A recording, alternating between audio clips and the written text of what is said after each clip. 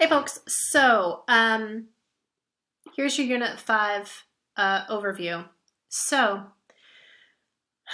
uh, the unit that we're going to be doing next is on colonialist and post-colonialist theory, okay?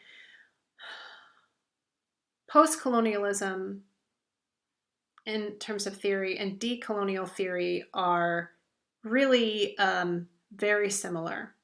Think about post-colonialism as like the talking about like the socio-political consequences, whether that's like systemic, interpersonal, institutional, that's about like living in the wake of a colonial occupation, right? And how that kind of like years and years and centuries long, right, kind of colonial occupation, which is white supremacist, can fundamentally challenge a society that's sort of dealing with that particular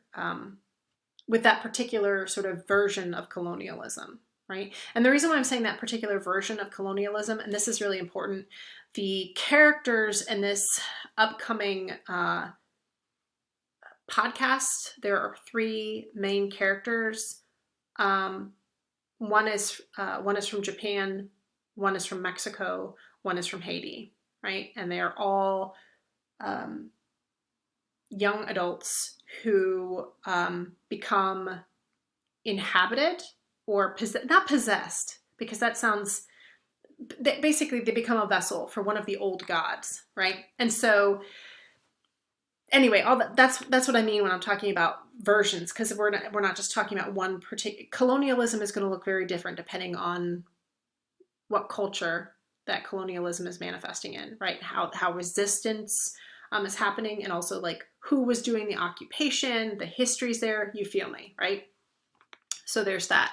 So that's what post-colonialism is looking at. Now, decolonial theory is like, hey, there's no post to colonialism, right? Like there are occupations that are still happening, right? There are still colonies, right? There are places still actively being colonized.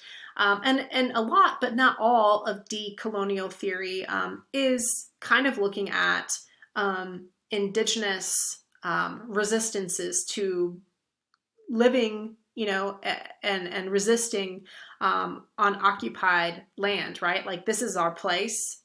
You've tried to engage in genocide. We're still here. We have shit to say, right? So that's you can kind of see how they're related, right? So that's I know that there are better and more formal ways to introduce these series, but I'm trying to introduce these in a way that you can, for me, I think it's really important to be able to talk about academic theory in a way that is approachable. And I feel like if you can't say it simply, you probably don't understand it. Does that make sense? So that's why I'm kind of coming at you this way. So anyway, there are 3 different articles, and they're all pretty famous in their own right. And I think any of them would be really good to read. Remember, this time around, though, you only have to read one of those, and that's because I'm trying to save you some time. If you want to read 2, that's perfect. I'll give you extra credit for it, but that's it.